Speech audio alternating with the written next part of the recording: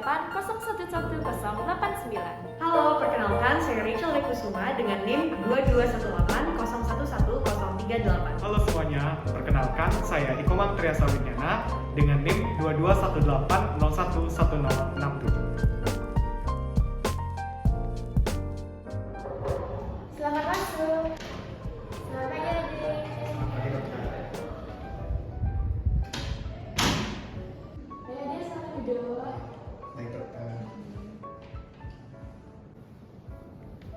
Baik adik, perkenalkan saya Dr. Merly, dokter yang bertugas di rumah sakit pada pagi hari ini. Baik, saat ini saya berbicara dengan adik siapa? Baik dokter, perkenalkan saya Komang. Ya, baik adik dengan adik Komang ya. Ya, adik Komang, di sini saya akan menanyakan lebih lanjut terkait dengan identitas adik. Apakah adik sudah bersedia? Bersedia. Baik adik, saat ini usianya berapa tahun? Saya 25 tahun. 25 tahun. Baik, untuk pekerjaan saat ini sebagai apa? Sebagai mahasiswa dokter. Sebagai mahasiswa. Baik adik, kemudian apakah adik sudah menikah atau belum? Belum. Belum. Untuk alamat tempat tinggalnya ada di mana? Untuk alamat tempat tinggal saya di Singaraja dok. Baik, adik di Singaraja sudah sejak lahir atau merantau kemarin? Saya merantau. Merantau ya. Iya, baik adik, untuk keluhannya bagaimana adik? Jadi begini dokter, saya merasakan rasa nyeri di bagian tangan kanan saya, tepatnya di bagian siku. Baik, jadi nyeri di siku kanan Iya. ya.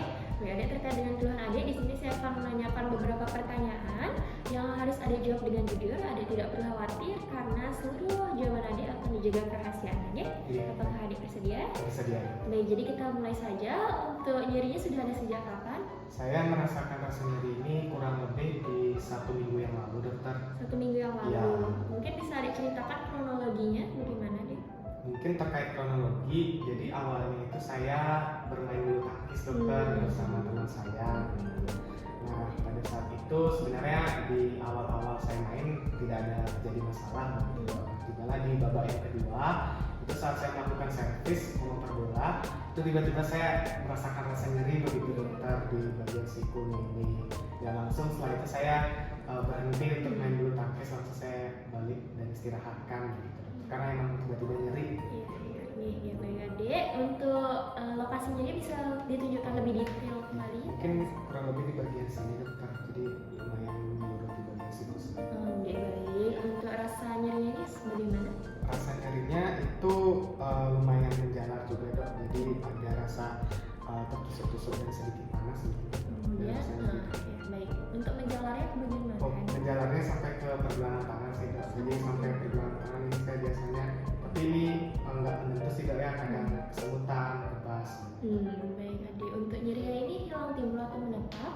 Kalau hilang timbul, oh ini lumayan sih dok, terus saya rasakan setiap hari gitu. Baik, terus menerus bahkan saat istirahat. Iya benar-benar. Oh, baik adik. Berarti cukup mengganggu aktivitas kah? Iya. Ya, sangat mengganggu aktivitas. Baik adik. Apakah ada faktor pemberingan, misalnya kalau misalnya dipegangin itu lebih ringan sakitnya atau bagaimana? Biasanya saya pegang ini lumayan hilang sih rasa nyerinya dokter ya, karena saya kalau diluruskan itu juga tidak bisa tangan saya ini iya, kanan. iya. Jadi saya pegang dia untuk penyangga mungkin dokter ya atau gimana.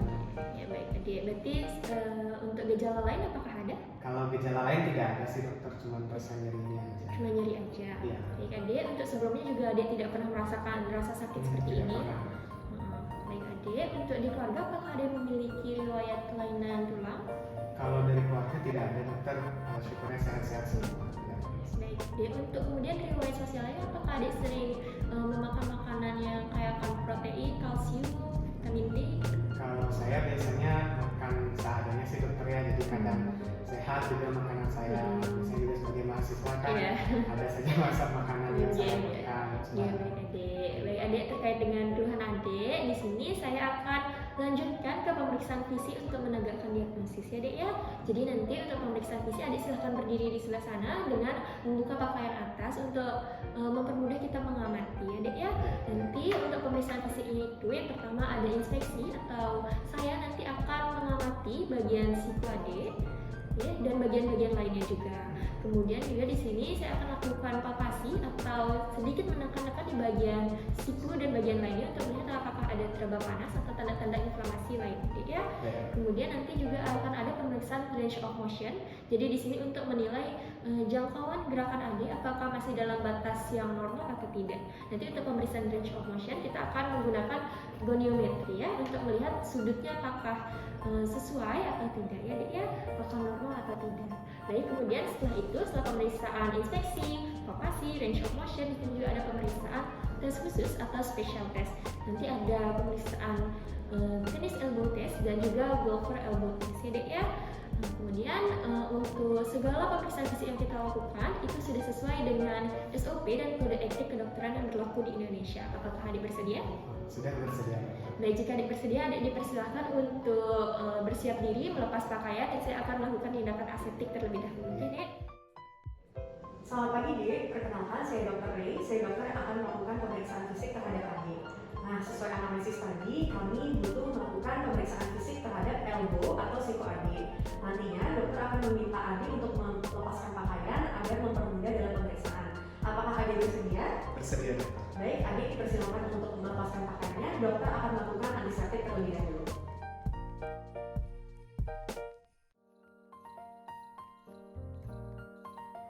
Baik adik, sekarang saya akan melakukan inspeksi, yaitu dokter akan melihat daerah bahu dan juga siku adik. Nah, mungkin adik bisa turunkan dulu tangannya agar mempermudah dalam pemeriksaan dan bisa tegak menghadap ke depannya.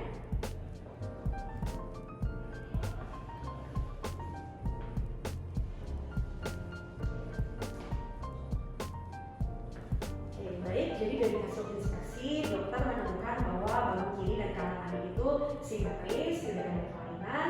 Lalu dokter juga tidak menemukan adanya tanda-tanda fraktur, dokter tidak menemukan adanya tanda dislokasi ataupun adanya bursitis pada bahu adik. Tetapi pada daerah siku, dokter memang menemukan siku kiri dan kanan itu tidak simetris, mungkin karena siku kanan itu sedang mengalami nyeri jadi tidak bisa diluruskan. Dokter tidak menemukan juga ada tanda-tanda fraktur ataupun bursitis pada siku.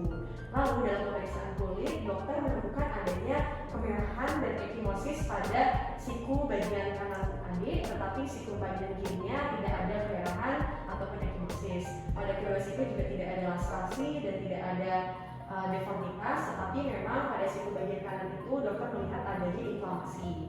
Nah, di sini dokter tidak menemukan adanya atrofi otot pada siku kiri ataupun siku kanan. Dari lengan kiri ataupun lengan kanan juga tidak ada atrofi otot. Jadi itu hasil dari inspeksinya. Oke, baik, dokter sekarang akan melakukan pemeriksaan palpasi, yaitu penekanan pada daerah siku adik. Nah, sebelumnya apakah adik bisa meluruskan tangannya seperti ini semaksimalnya saja? Seperti ini, Dok. Oke, benar. Baik, selanjutnya dokter akan melakukan penekanan pada epicondylus medial, epicondylus lateral, dan juga oleh kramang siku adik. Bila nanti saat penekanan adik terasa nyeri, langsung sampaikan ke dokter ya. Baik, Dok. Oke, pertama adalah epicondylus lateralnya terlebih dahulu. Apakah ada nyeri? Ada, Dokter. Nyeri di sini ya? Ya, Lalu pada supracondylusnya nyeri? ada juga. Nyeri di sini ya? Ya, Oke, lalu pada oleh kramang, apakah ada nyeri? seperti tidak ada. Tidak ada. Oke, pada epicondylus medialnya apakah ada nyeri? Tidak ada juga. Tidak ada nyeri ya. Ya, Pada supracondylusnya apakah ada nyeri? tidak ada. Jadi hanya pada epicondylus lateral saja. Ini nyeri ya. Iya, nyeri juga. Oke, baik. Jadi dari pemeriksaan palpasi, dokter menemukan adanya nyeri tekan pada epicondylus lateral adik. Namun pada oleh kramang dan juga epicondylus medialnya tidak ada nyeri tekan. Lalu tadi dokter juga melakukan palpasi dan menemukan bahwa antara epicondylus medial, epicondylus lateral, dan juga oleh kramangnya itu membentuk sebuah bentuk segitiga sama sisi yang mengartikan tidak ada dislokasi dari siku. Oke, baik adik, sekarang kita akan melakukan pemeriksaan ROM atau range of motion untuk menentukan batasan gerak dari siku adik. Nantinya dokter akan meminta adik untuk melakukan beberapa gerakan yang akan membentuk sudut. Lalu dokter akan mengukur sudut tersebut menggunakan volumetri. Dari hasil sudut tersebut dan gerakan tersebut, kita dapat menentukan apakah sudut tersebut normal dibentuk dalam gerakan tersebut atau sudutnya melenceng atau tidak sesuai dengan normalnya. Oke, jadi pertama adik bisa melakukan gerakan seperti ini. Ini adalah gerakan ekstensi dari siku. Adik bisa lakukan semaksimalnya mungkin, selurusnya mungkin. Ini sudah maksimal. Sudah maksimal. Ya, Oke, baik, dokter akan ukur sudut tersebut.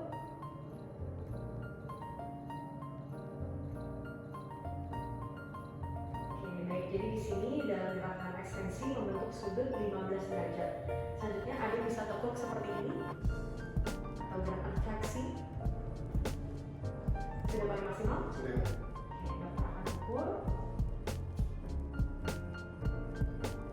Oke, di sini dalam gerakan fleksi membentuk sudut 130 derajat. Dan selanjutnya adik bisa meluruskan seperti ini ke depan. Sudah? Oke. Adik bisa mengarahkan telapak tangannya ke bawah. Seperti ini. Ya, benar, semaksimal mungkin saja. Sudah paling maksimal. Oke, baik. Jadi di sini membentuk sudut 70 derajat dalam gerakan pronasi. Selanjutnya bisa mengarahkan telapak tangannya ke atas.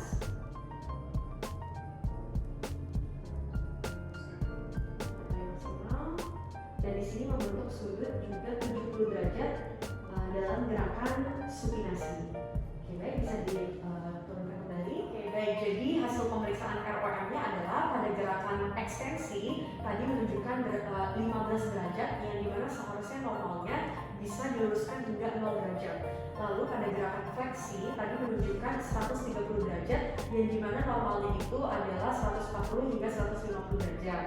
Lalu pada gerakan pronasi seperti ini tadi menunjukkan 70 derajat yang dimana seharusnya normalnya bisa dilakukan dari 75 hingga 80 derajat.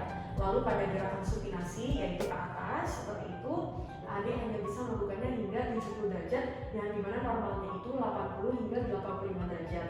Jadi kesimpulannya dari range of motionnya itu adik mengalami keterbatasan gerak baik dari fleksi, ekstensi, supinasi maupun pronasi. Baik adik, sekarang dokter akan melakukan pemeriksaan khusus atau special test dan di sini bisa menentukan apakah adik mengalami tennis elbow atau golfer's elbow. Baik, yang pertama adalah tennis elbow. Adik bisa mengikuti gerakan dokter setelah dokter menunjukkannya ya. Jadi pertama adalah gerakan pronasi, lalu dikepalkan tangannya, diarahkan ke arah medial dan diekstensikan wristnya.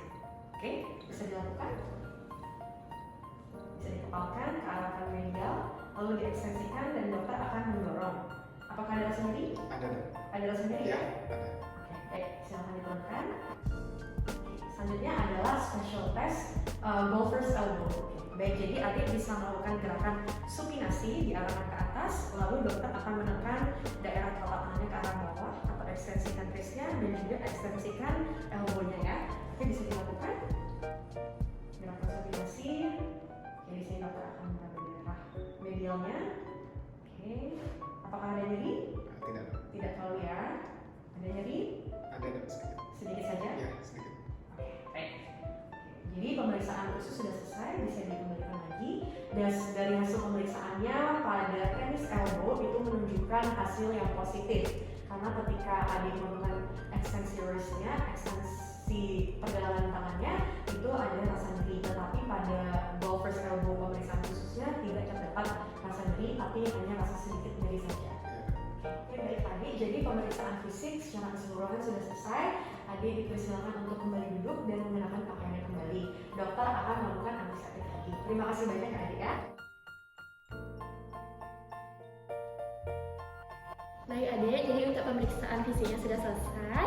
Jadi tadi berdasarkan hasil pemeriksaan fisik itu didapatkan adanya kelainan khususnya pada tennis elbow test. Jadi tadi pada saat kita melakukan tennis elbow test itu hasilnya positif yang menunjukkan bahwa adik mengalami lateral epicondylitis atau tennis elbow. Biasanya ini terjadi karena adik terus-terusan melakukan gerakan yang berulang ya adik ya, seperti tadi bermain badminton. Jadi nanti saya akan resepkan obat anti nyeri dan obat anti inflamasi. Nah kedepannya adik silakan imobilisasi untuk sikunya. Jadi jangan dibiarkan terus-terusan digunakan ya dek ya. Kemudian juga diistirahatkan sikunya, jangan dulu bermain badminton sampai sudah sembuh ya dek ya. Baik adek, ya baik, apakah adek ada pertanyaan? Untuk saat ini tidak ada. Ya, ya baik, jadi nanti kalau adek ada pertanyaan atau bagaimana silahkan nanti bisa hubungi saya saja ya dek ya. Baik adek, untuk pemirsa sudah cukup sampai di sini, semoga lekas pulihnya dek. Ya, terima kasih. Terima kasih.